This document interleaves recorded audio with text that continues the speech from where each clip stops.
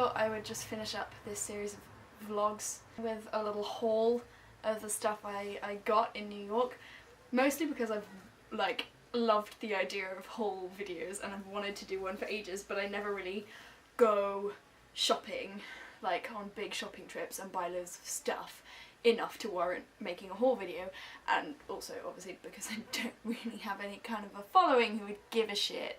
But I thought it would be a nice kind of way to round this off, to be like, hey, look at everything I got in all of those videos you maybe just watched. A lot of the things I bought aren't here because they were presents for other people and I have given them to those other people. These first things, technically I didn't buy on the trip, they were bought for me for the trip.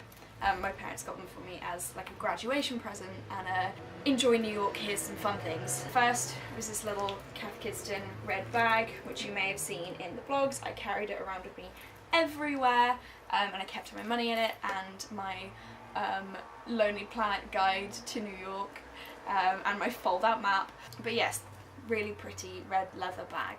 And then to match that, I got this. This was in lieu of a travel wallet. So I got this kind of purse and a matching passport cover. Those went everywhere with me on the trip. I also got a new version of my backpack, which is just blue denim backpack. If you know me, you know the backpack. Where to begin? I'm gonna go vaguely chronologically, but also not. So I guess this was the first kind of thing that I bought for myself. It's a shop called Beacon's Closet. I went to the one in Manhattan. So I picked up this, which is like violently teal coloured top thing, very much a fancy dress item. I can't figure out if this is a legitimate item of clothing from the 80s or just a piece of costume. The fact that it's not finished on the inside and has these kind of things that clearly hook on to like a second piece that was not in the shop make me think it might be a costume. Which is fun. I like costumes. So I'm vaguely thinking of like making some kind of matching skirt for that. But yeah, that was very cheap. As I was about to leave this shop, this caught my eye. You can already see it popping out the bag. It's no wonder it caught my eye, because sequins. So this is a 2-piece set. Piece 1 is a pair of glittery hot pants, and then piece number 2 is this vaguely dramatic suspendery corset top thing. It's not very good quality. The boning's shite, the back is like stretchy, which always blows my mind with corset things, because why is it stretchy? Defeats the point. Duh. So this is going to require a bit of work from me, a bit of tailoring. I'm going to jazz it the fuck up, probably stick some feathers on there, just up the ante. But it was $14 for both, for the basis of what's going to be a really slamming costume. So I got that. This I did not get in Beacon's Closet. This I got in a thrift store in Babylon, which is where my aunt and uncle live and where I stayed for a few days with my cousin Kylie. And we went thrift shopping and I picked up this shirt, which I just thought was super cute and like cowboy-y, and it again needs a bit of work. Basically none of the clothes I bought are able to be worn straight away. I need to like take out the shoulder pads and like nip in the sleeves a bit. I'm thinking of making it like short sleeved and tie at the waist is what I'm planning. But yeah, I'll let you know what I do with it. So I went to Dylan's Candy Bar. What I got there was mostly presents for other people. The only thing I bought for myself was this cutest of hair bows. Is it not adorable? I feel like if I had to sum myself up in one article of, I'm gonna call this clothing, one item of clothing, it almost definitely probably would be this hair bow, because it's multicoloured and sprinkles and sugary and a bow.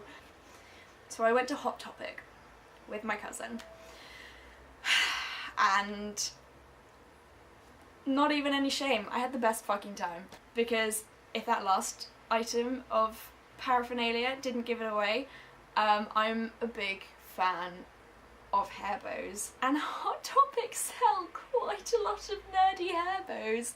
I had a real struggle trying to whittle down which hair bows I wanted to buy because I had armfuls of the things. I had about 20 at one point, probably, I don't know. There were loads and they were all really cool. In the end, I bought this one, which was a Ariel Ursula one, because, you know, it's cute. I got this Alice in Wonderland one, again, super cute. I picked up this adorable Peter Pan one. There were loads of ones like these that were like characters in hairbow form, including a Tinkerbell one that had like wings on it. It was crazy. These are the ones that I had a real tough time choosing between. And in the end, like, because they all looked really great together, but I had to like be like, which is gonna look good on its own in my hair. So I went for Peter Pan. And then this was on sale. They were matching Tweedledum and Tweedledee hair bows, and my cousin Kylie is a pretty big fan of hair bows as well, so we got the matching set, and I took Tweedledum and she took Tweedledee, so we now have matching hair bows because we're adorable, what can I say. And then the only other things I have in this bag are a patch that I picked up from Coney Island, and then some cute postcards which I told myself I would send to people. I haven't sent them to anyone, and now I'm not sure that I will. I think I'm just going to keep them because hashtag aesthetic. I don't know where it would make sense to go next. I'm going to do my Sephora haul. It's in a Bath & Body Works bag because I got rid of my Sephora bags because I'm dumb. I did get one thing for myself from Bath & Body Works, which was this tiny candle. Basically, all last year I spent ages trying to find a Christmas candle that smelled like Christmas. And by that I mean like I had a really specific smell in my mind that I wanted in candle form, and I couldn't find one anywhere, and I got to the point where I bought loads of essential oils and fragrance oils and candle wax and tried to make my own Christmas candles. It was a fairly intense phase, but a passing phase nonetheless. Daisy's candle making phase. My housemates remember it fondly. But yes, I walked into Bath & Body Works and took one smell of this, and it is the smell of Christmas that I had been searching for.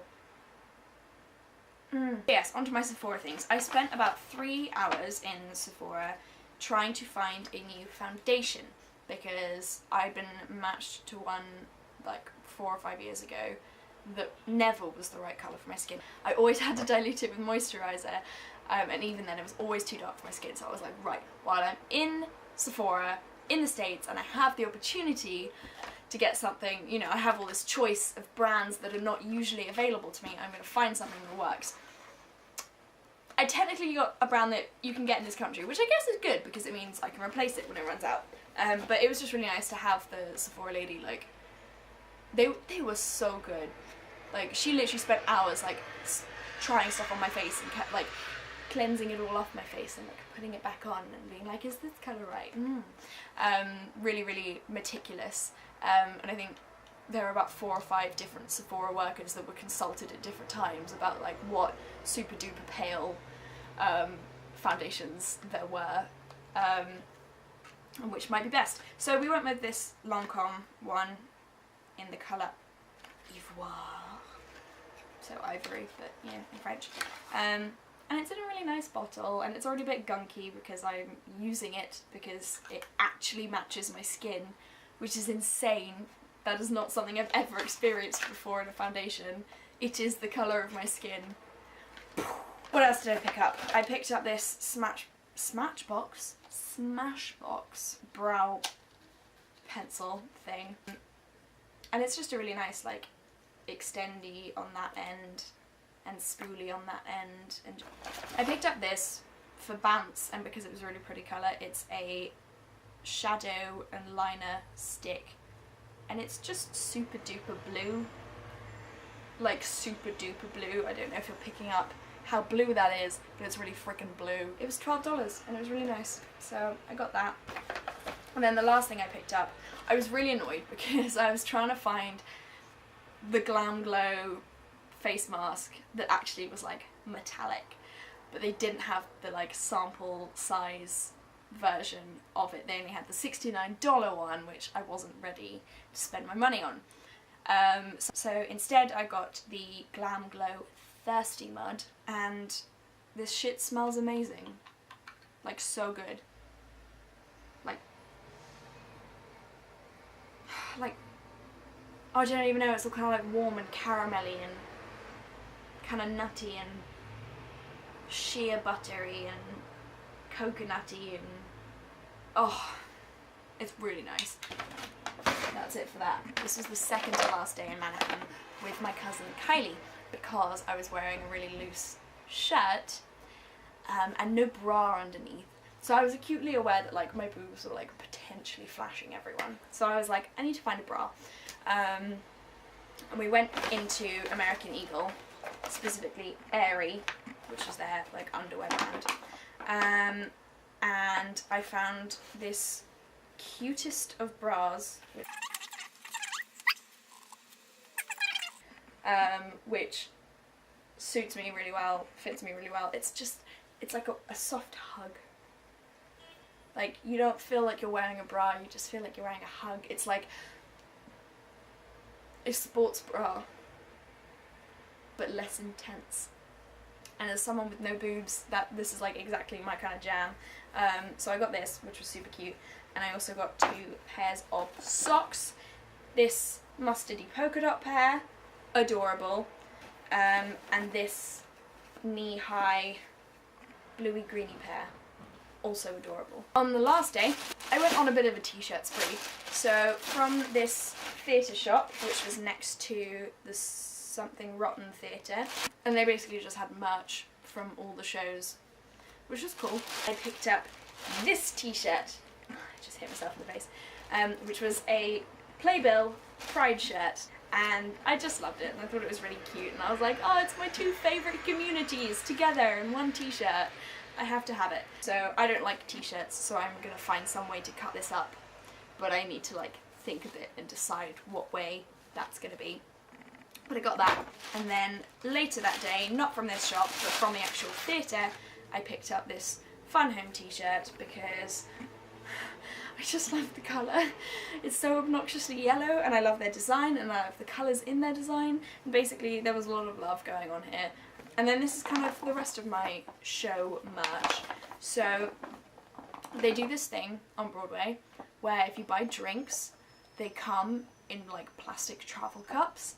This is the one I got from Fun Home, which was just like a plain one, but you know, still good plastic travel cup. And then the one at Shuffle Along was like printed.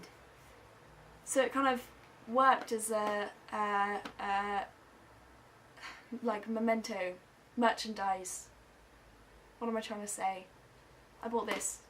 I got the drink for the cup. This one, I got the drink for the drink and just liked the cup. This one, I wanted the cup. And then I've got my Playbills. All of them are in black and white, apart from one. So Something Rotten is black and white, which makes me a bit sad because I like their colour scheme. They're kind of red and beige.